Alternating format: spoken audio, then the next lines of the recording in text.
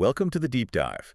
Today we are undertaking a pretty substantial investigation into one of the most celebrated yet often misunderstood figures in modern American history. Yes. Cesar Chavez. For so many people, he's just this definitive icon, right? Right, exactly. A name that's completely synonymous with nonviolent resistance, the dignity of labor, civil rights. He's the man who received the Presidential Medal of Freedom, the figure people call a folk saint. And his name is on holidays, monuments all across the country. Yeah. And that heroic image, the man leading a movement rooted so deeply in sacrifice and Catholic social teaching, that's absolutely crucial to understanding his legacy. It is. Yeah. But our mission for this deep dive is to go beyond that standard in a two-dimensional narrative. Right. We need to peel back the layers to really understand the complex realities of his life. The radical pragmatist, the brilliant organizer who secured ththese monumental victories, and also the controversial leader whose later years were marked by purges and some profound ideological contradictions.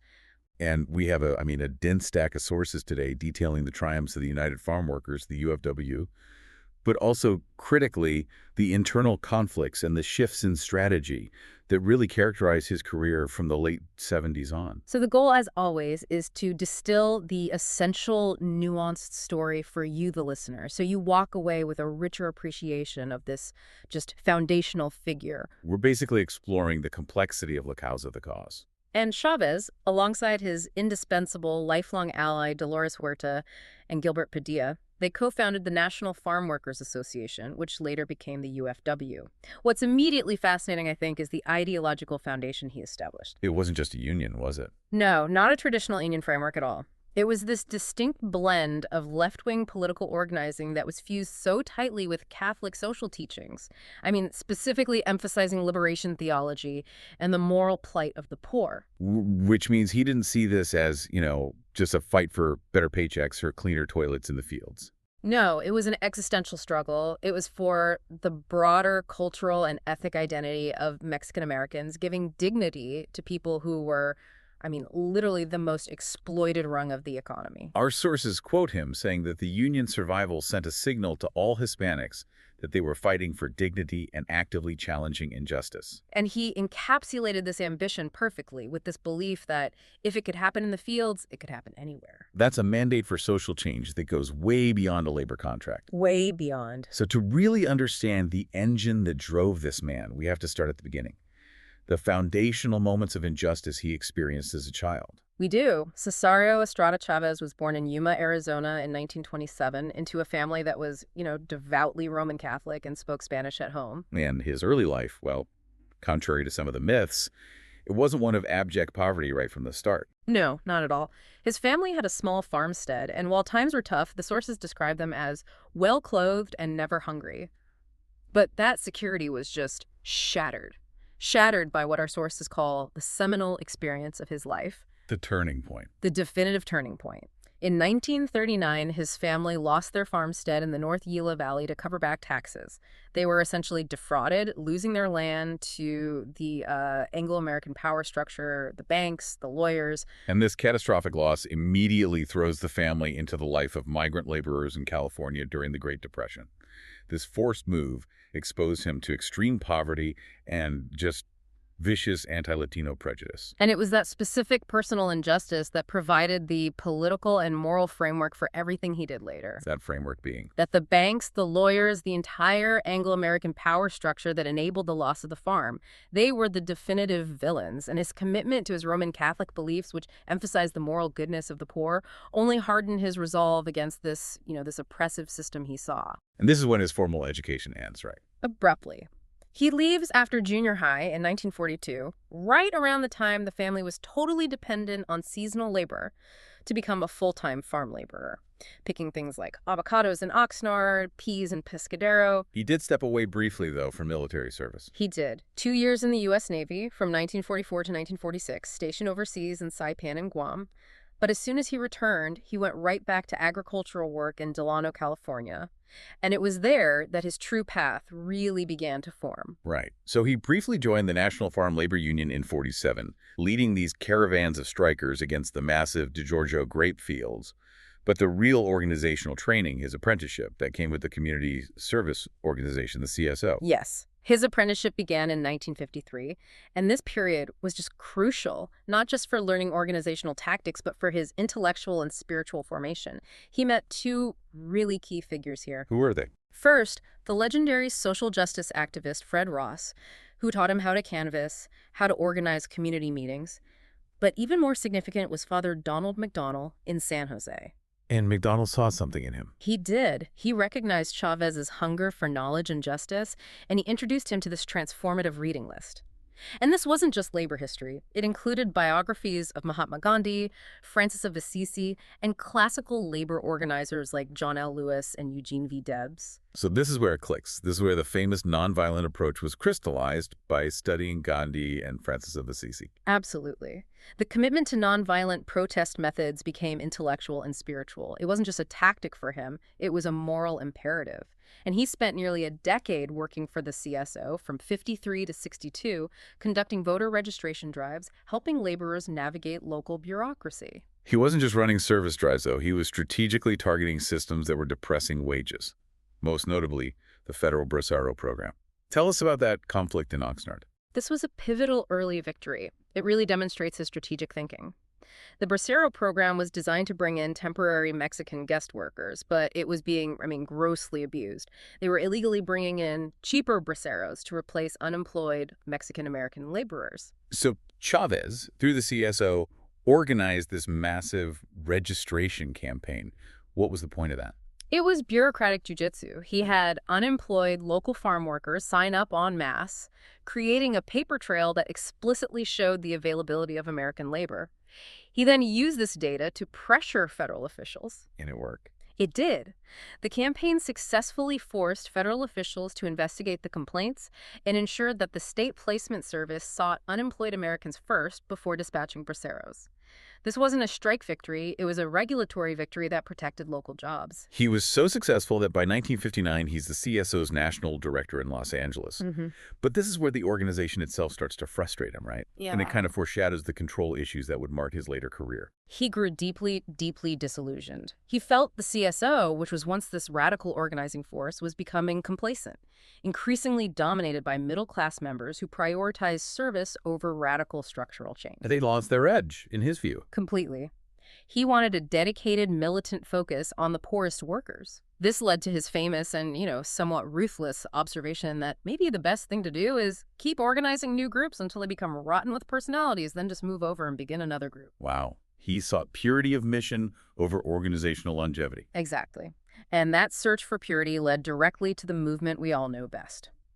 In 1962, he makes the decision to leave the comfort of the National CSO directorship, move his family to Delano, and co-found the National Farm Workers Association, the NFWA, with Dolores Huerta and Gilbert Padilla. It was a risky, radical break. It was. And the NFWA was revolutionary because Chavez designed it not as a standard trade union focused just on collective bargaining, but explicitly as a movement. That structure was critical.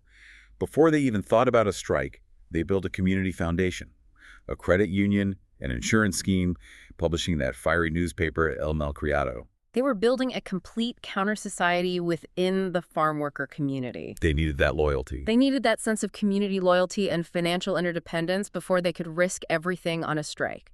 And the symbolism was so potent, they adopted the motto, Viva la causa, long live the cause, and that instantly recognizable black eagle on a red and white background for their flag. This wasn't just a union. It was a political, cultural, and spiritual home. Precisely. And they didn't have to wait long for a success that cemented their reputation. The Rose Grafters in April '65. A lightning-fast win. It resulted in a successful wage increase after only 4 days on strike. That rapid success just dramatically boosted the NFWA's reputation among farm workers and showed that Chavez's model actually worked.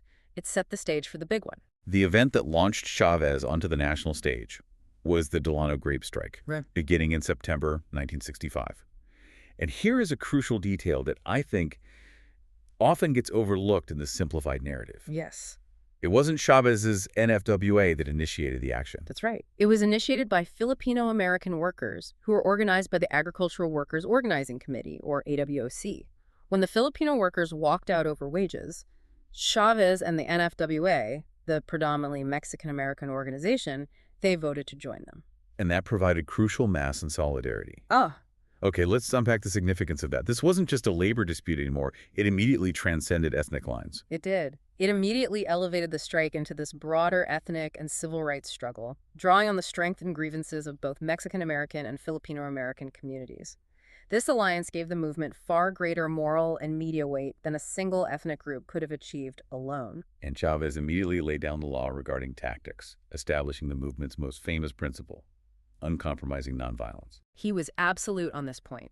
He strictly insisted that strikers must use nonviolent tactics, even under the intense provocation and violence that was frequently employed by growers and their hired security. But this is where the distinction between the rhetoric and the reality of the movement's operations gets a little complicated. A little blurry, yes. You mentioned earlier that the line between nonviolence and, say, property destruction was sometimes blurry. Did Chavez ever publicly address this, or did he maintain a complete public silence on the dirty work? He maintained public silence on most of it, certainly in the early years. He had to adhere strictly to that Gandhian image. However, the sources note that he was certainly aware of and even condoned actions that fell outside his public moral code. For example? Well, Chavez's own cousin, Manuel Chavez, who would later be critical in the anti-immigration campaign, he was cited for tampering with refrigerator units on trains. This was intentional property destruction. It ensured that the grapes being shipped would spoil before they reached the market. So there's this pragmatic ruthlessness underpinning the spiritual rhetoric from the very beginning. It highlights that for Chavez, nonviolence was primarily a strategy to secure moral authority and national legitimacy. It ensured the UFW remained distinct from more militant movements. But when necessary, practical sabotage by trusted lieutenants was allowed to proceed under the radar as long as he maintained his public image of purity. National momentum really exploded in December '65 when Walter Reuther, the UAW president, joined a march. He pledged a substantial $5,000 a month subsidy. That brought massive media attention, huge credibility. But the true game changer was the strategic weapon he developed, the national consumer boycott. This was ingenious for agricultural labor. It was, and he borrowed and perfected it from the civil rights movement. He first targeted the Schenley Liquor Company, and the strategy was key. Farm workers couldn't cripple the supply chain in the fields, they were too easily replaced. But by picketing stores outside of Delano in major cities like New York and Boston, they put direct pressure on the retailers. And the retailers, in turn, pressured the growers to sign contracts to protect their bottom line. Exactly. And this boycott led directly to one of the most brilliant pieces of political theater in his career. The 300-mile march in March 1966. He framed it as the Peregrination, Penitencia, Revolution. Pilgrimage, penitence, revolution. It was a spectacle of political, spiritual, and narrative genius. They marched all the way from Delano to the state capitol in Sacramento, passing through dozens of farm worker communities along the way, building momentum daily. And he didn't shy away from the deeply Roman Catholic symbolism. Not at all. Carrying crucifixes, prominently displaying a banner of the Virgin of Guadalupe, incorporating Catholic vigil practices, he intentionally linked his own physical suffering to the suffering of the farm worker community. He saw his own pain, his sore feet, for instance, as a form of penance that was useful for the movement. Exactly. This fusion of union activity and explicit religious sacrifice gave the UFW a unique, potent identity in the American landscape. He fundamentally believed that actions that cost more are valued more by those who participate. It's immense dedication. And the march yielded immediate, tangible results. While they were still on the road, Schenley agreed to contract negotiations. And the movement immediately pivoted, shifting the boycott target to the powerful DiGiorgio Corporation. DiGiorgio tried to use the Teamsters to undercut Chavez. They did. But after a lot of political maneuvering and state intervention, Chavez's union was declared the victor in a supervised rerun election in September 1966. This cemented their legitimacy. Following this, the NFWA merged with AWOC to officially create the United Farm Workers Organizing Committee, or UFWOC, in 1967. And that secured their formal affiliation with the AFL-CIO and a crucial monthly subsidy. Yes. So this sounds like a period of just pure unadulterated triumph, yet our sources indicate that this is exactly when the internal tensions regarding leadership and control really began to surface. That's right. Almost immediately, Chavez launched what the sources call internal purges. He began ejecting individuals he deemed disruptive or disloyal, often framing it as a necessary measure to eject perceived far-left groups. And this caused prominent members to leave, right? including the editor of their own newspaper and the popular cultural group El Teatro Campesino. Yes.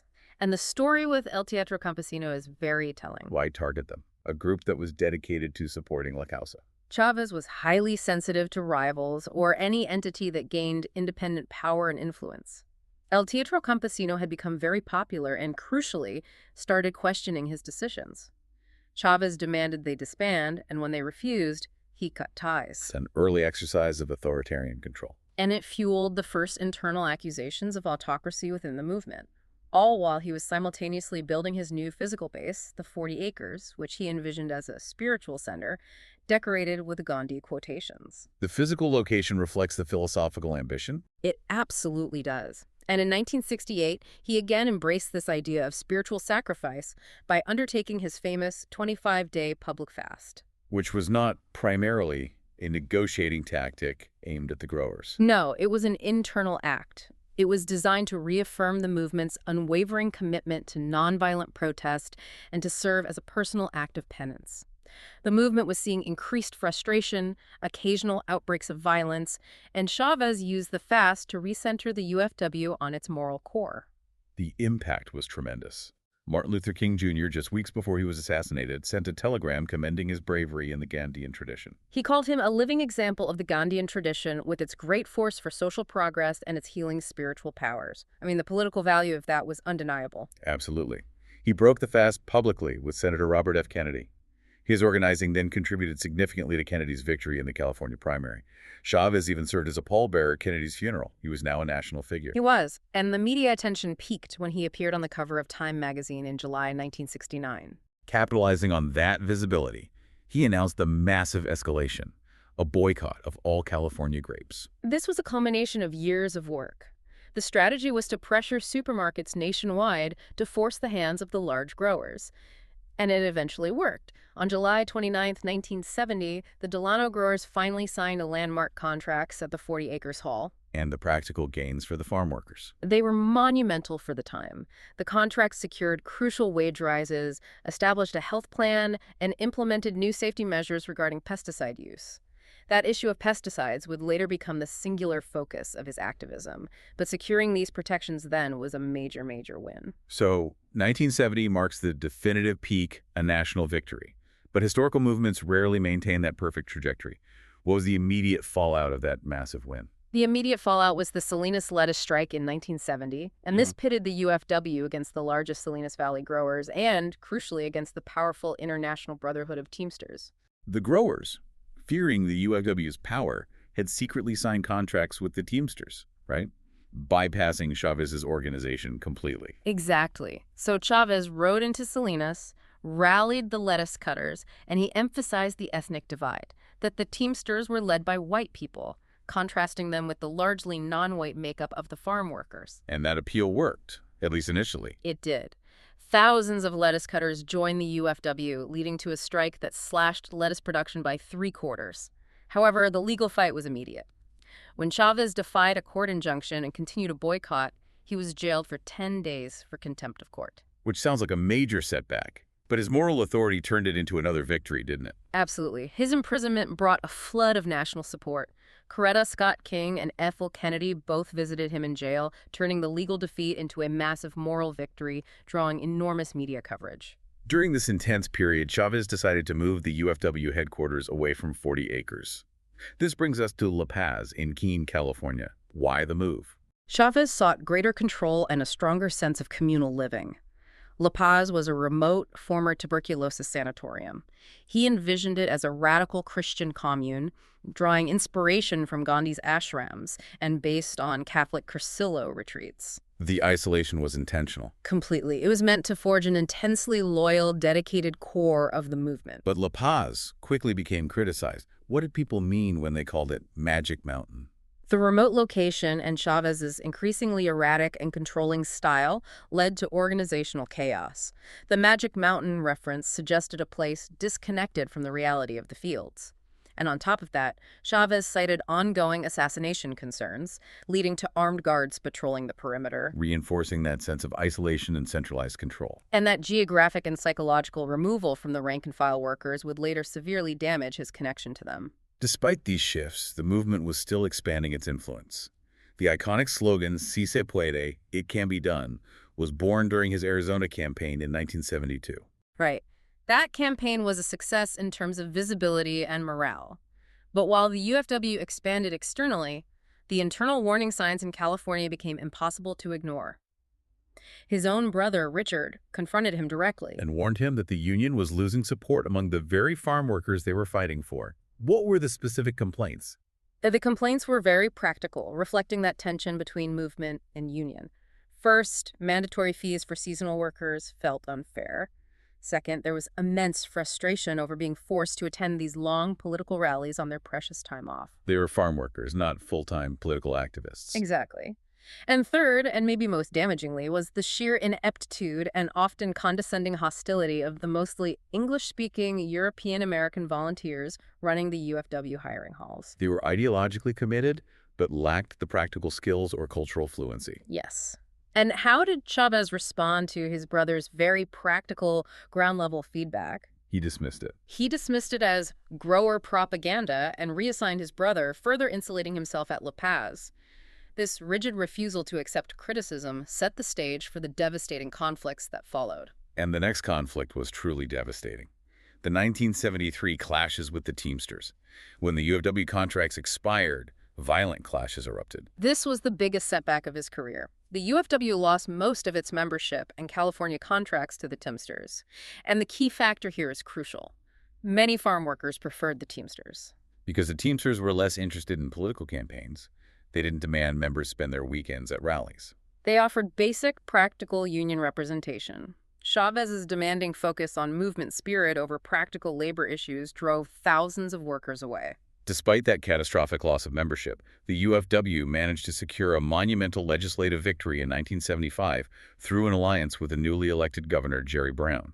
Brown signed the California Agricultural Labor Relations Act, the ALRA, into law. This was a massive landmark piece of legislation. It guaranteed farm workers the right to a secret ballot in union elections and created what was considered the most favorable labor bill for farm workers in the entire country. The paradox here is stunning, though. He fought for the law, but he worried about its success. He did. He was deeply concerned that this very law would kill the movement's spirit. He feared that focusing on the prosaic issues of wages and benefits would replace the spiritual fire of the cause with mundane union bureaucracy. He feared the movement would become just another transactional union. That's right. And this brings us to the most ethically challenging period of his career, the aggressive anti-immigration campaign, which began in earnest in 1973. How did the man who championed the rights of the poorest end up campaigning against undocumented Mexican workers? He increasingly blamed the strike failures on illegal immigrants who he saw as being used systematically as strikebreakers. He became convinced, perhaps irrationally, that they were actively undermining the union's survival. He even made that wild claim that the CIA was involved. A completely unsubstantiated claim that the CIA was bringing migrants across the border specifically to break his union. And the rhetoric he used was jarringly harsh. Dolores Huerta reportedly objected to him calling them illegals or wetbacks. She did, but Chavez dismissed her concerns, saying, "A spade's a spade." He was deeply convinced these workers were a direct threat to the UFW. And the campaign escalated far beyond rhetoric. His cousin, Manuel Chavez, established the UFW Border Patrol, the Wet Line, along the U.S.-Mexico border in Arizona, to physically stop illegal migrants from crossing. This action stands in just profound contradiction to his identity, and the reports emerging from the operation were deeply troubling. There were rumors and later press reports of this patrol engaging in violence, including robbery, systematic beatings, and even alleged castration of migrants. The severity of those allegations, robbery, assault, castration, demands a clear understanding. Did Chavez acknowledge any wrongdoing? A Mexican investigation later confirmed that the UFW had actually bribed San Luis City officials to prevent interference with the patrol's activities. A major Mexican union broke ties with the UFW over it, but despite the evidence, Chavez vehemently dismissed all reports of violence as smears. And the UFW Executive Board? They remained silent. This silence just highlights the level of centralized control and the moral sacrifices Chavez was now willing to make. This period of external conflict coincided with a dramatic deepening of internal authoritarianism at La Paz. After the political defeat of Proposition 14, the UFW-backed campaign, Chavez took the loss personally. He interpreted it as a public rejection, which he blamed squarely on internal conspirators. This reaction catalyzed a McCarthyite-style atmosphere within the Union. He became deeply convinced of an internal far-left conspiracy, often referring to members he disliked as assholes or them. And the purges intensified, drawing disturbing influence, according to our sources, from Mao Zedong's Cultural Revolution. That's what the sources suggest. Let's pause on that. How do the sources reconcile that? A ruthless political strategy drawn from Mao with the Gandhian nonviolence he preached.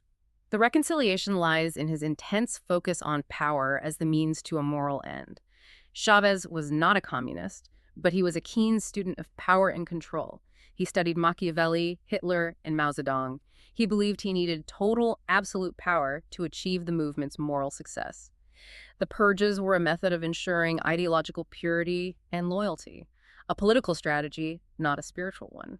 This internal strategy culminated in the infamous Monday Night Massacre in April 1977. Yes.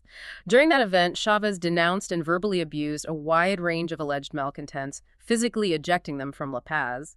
This was the moment where many longtime committed members realized the movement had fundamentally transformed. And central to enforcing this terrifying internal loyalty was his fascination with the religious organization, Synanon, and its leader, Charles Dederick. He was genuinely captivated by Dederick, whom he called a genius in terms of people. He admired the authoritarian-controlled structure of Dederick's community. So he swiftly adopted Synanon's aggressive, confrontation-based therapy system, known simply as the game, and mandated it at La Paz. Yes, the game.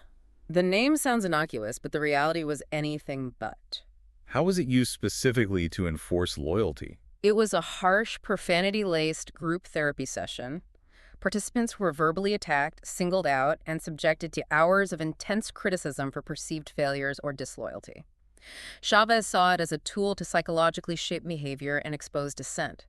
He called it a good tool to fine-tune the Union. Many found it deeply humiliating and psychologically traumatic. They did, though it was mandatory for leadership. Significantly, those closest to him, including his wife Helen and brother Richard, largely refused to participate, recognizing its destructive nature. The contradictions just pile up.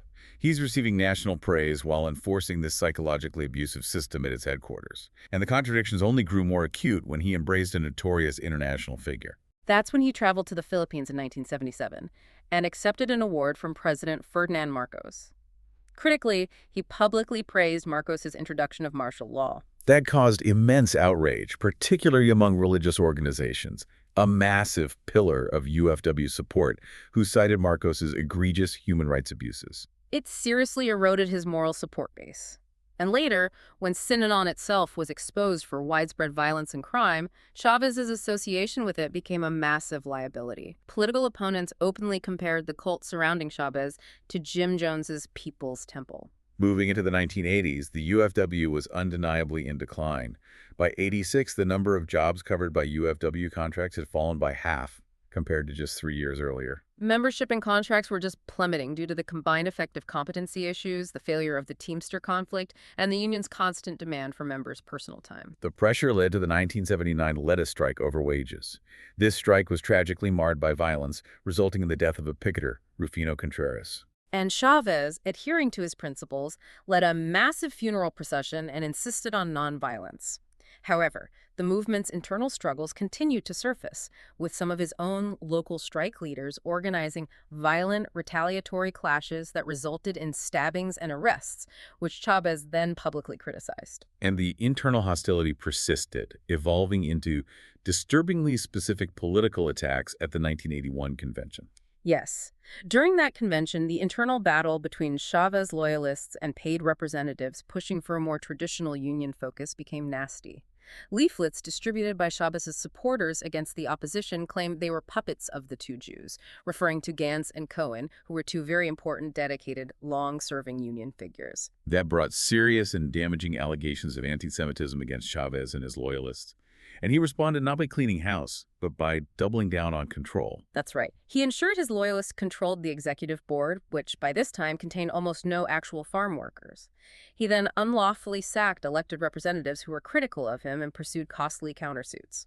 And at the same time, the UFW's reputation was being damaged by financial mismanagement. Yes. The magazine Reason exposed that the union had improperly spent nearly $1 million in federal funds.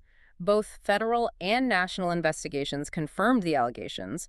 The UFW was forced to return the funds and pay massive amounts in back taxes. That must have severely damaged the union's reputation, especially among their middle-class liberal base. It did. It underscored the organizational chaos that had developed under his centralized control at La Paz. So to cope with the hemorrhaging of membership dues, Chavez made a critical pivot in his fundraising and political strategy, creating the nonprofit Chicano lobby in 1983. This marked a deliberate move away from pure labor organizing toward political influence. It was designed to build a broader political base and connect with the burgeoning Latino middle class, a demographic Chavez had previously distrusted but now recognized was essential for financial survival. The UFW became one of California's largest political donors. Yes, often concealing contributions by funneling them through intermediary committees to maximize influence. The other major shift in his later years was focusing the UFW's campaigns almost exclusively on the dangers of pesticides, linking it to new boycotts against producers like Boost Church. He was highly effective at this, leveraging public fear and securing support from high-profile figures like Ralph Nader. However, the methods used to promote the anti-pesticide cause generated significant controversy. You mean the union's famous video, The Wrath of Grapes? Yes. The video featured footage of children suffering from childhood cancer in McFarland, with the UFW claiming that pesticides were the direct cause. It was incredibly emotional and potentially exploitative footage. It was. This attempt to leverage public sympathy backfired. Several parents of those children sued the UFW, accusing the union of exploiting their children for a political agenda. It got so bad that UFW activists showed up at the funeral of a 14-year-old cancer victim carrying union flags, and the child's grief-stricken mother had to demand they leave the cemetery. Wow. The continued decline in support led to his final public act of sacrifice, a final 19-day fast in July 1988 at 40 acres. A desperate attempt to reignite the consumer boycott and draw attention to the pesticide issue. But by this time, his national political capital had diminished, and the boycott ultimately failed to gain the necessary traction. And this era of declining financial viability led to what is arguably the most jarring contradiction in his entire legacy. The UFW's reliance on commercial activities using non-union labor. The irony is just profound. With membership dues plummeting, the UFW began marketing merchandise and engaging in real estate development, buying, renovating, and selling properties through an entity called American Liberty Investments. They needed to generate revenue to keep the lights on at La Paz, a labor organization undertaking construction projects. Logically, those projects should have been a massive source of jobs for union members. That's what everyone expected. But the Fresno Bee reported that most of these housing projects built by the UFW were constructed by non-union contractors. This was not just a PR blunder. It was a fundamental ideological betrayal. It was a violation of trust and solidarity. The building trade unions, carpenters, electricians, plumbers, had been Chavez's financial bedrock for decades. They had provided massive amounts of money and support based on the shared ideological commitment to organized labor. So when the UFW, the champion of La Causa, used non-union contractors to build its own housing projects, it was seen as a profound violation of that trust. The New Yorker later termed the incident an embarrassment, but for the labor movement, it was far worse. It was a deep political insult. Chavez continued to tour universities and colleges, presenting his standard speech, right up until his death. He did. He died in his sleep in San Luis, Arizona in April 1993, while in the middle of testifying in a protracted legal battle against Bruce Church. His leadership style remained controversial to the end. Critics consistently noted his unwillingness to delegate, his demand for yes men, and his belief that he had total, absolute power over the movement. So to fully grasp how this man could contain such profound contradictions, from Gandhian saint to Mao-inspired autocrat, we have to return to his ideological core, what he described as promoting a Christian radical philosophy. His faith was not a garnish, it was the meat of the movement. He rarely missed Mass, he opened meetings with prayer, and he intentionally used Catholic symbolism, vigils, crucifixes, calling dead farm workers martyrs in every major campaign. He transformed a labor dispute into a spiritual battle. And that fusion of labor organizing with explicit Catholic religiosity made his approach truly unique within the U.S. labor movement. Where did that theological imperative come from? It was rooted in liberation theology, which was gaining prominence in Latin America. This theology emphasizes the liberation of the poor and argues that socioeconomic systems that oppress them are not just unfortunate but morally unacceptable. They demand radical action. He famously said he didn't ask the church for more cathedrals, but for its presence with us, beside us, as Christ among us. Willing to sacrifice with the people for social change. And that framework directly explains his deep commitment to nonviolence and personal sacrifice. Influenced profoundly by Mahatma Gandhi, whose portrait hung prominently in his office alongside Martin Luther King Jr.'s. And this commitment to nonviolence also informed his unique approach to fasting. It is critical to reiterate that he viewed fasting primarily not as a way to pressure opponents, though it often had that effect, but as a tool to motivate his own supporters. To maintain focus, prevent violence, and show profound solidarity with the suffering, the power of sacrifice. Exactly. He believed that actions that cost more, physically or emotionally, are valued more. This conviction was also reflected in his personal choices. He started his vegetarianism in 1970, linking the decision directly to his moral views. He famously said, "I wouldn't eat my dog. Cows and dogs are about the same." Right. And that quote brings a moment of levity, but it underscores his deep moral consistency on life and suffering. Posthumously, this moral framework cemented his legacy as the iconic figure we recognize today, despite all the complexity we've uncovered. He is widely celebrated as an iconic, foundational figure in the Latino community, often described as a folk saint. His honors are immense. The Presidential Medal of Freedom, a national monument in Keene at La Paz, the Cesar Chavez Day holiday. And the UFW slogan, "Si se puede," became a globally recognized political rallying cry, most notably adopted by Barack Obama in his 2008 campaign. What's remarkable is the contrast between this posthumous adoration and the surveillance the government conducted during his lifetime. The FBI monitored him for over a decade, concerned he was subversive, creating a dossier over 1,500 pages long. The FBI ultimately found no evidence of communist leanings, confirming his distance from traditional Marxism. Yet, critics pointed to his authoritarian control, the purges, the Synanon influence. Ex-members openly referred to him as a dictator. One union leader even criticized him, suggesting he'd become a fad the poor man others can support to expiate their sins, implying that the focus on his saintly image overshadowed the pragmatic needs of union leadership. And even the historian Miriam Paul noted that Chavez was openly ruthless in his drive to be the one and only farm labor leader, despite being an improbable idol in an era of telegenic leaders. He was a man driven by messianic zeal, willing to sacrifice organizational health for the perceived moral purity of the movement he controlled.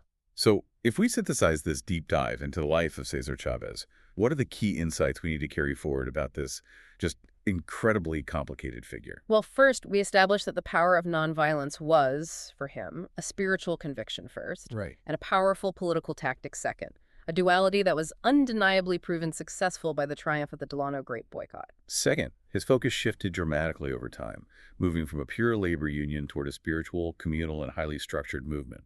And this focus ultimately created an authoritarian, isolated structure highlighted by the use of Synanon's game and the purges at La Paz, which ironically alienated the very farm workers he sought to serve. And third, his legacy remains a potent testament to organizing based on ethnic and moral identity, changing the landscape for Mexican Americans across the country.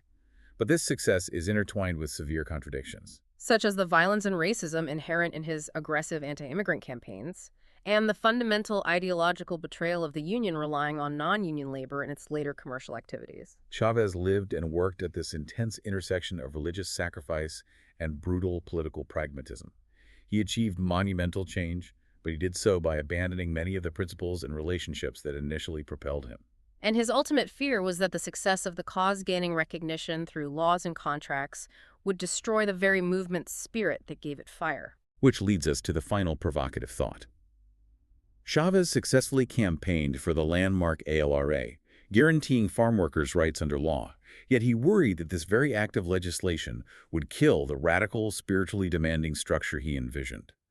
So, if modern organizing struggles today with member retention, with institutionalization and burnout, can a large-scale political movement ever truly sustain that radical, demanding spiritual structure Chavez insisted upon?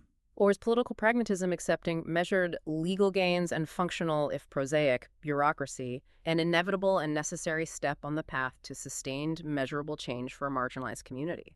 That tension balancing the spiritual fire of the cause with the necessity of the contract is the essential contradiction of Chavez's life. And a question worth considering as we look at activist movements today.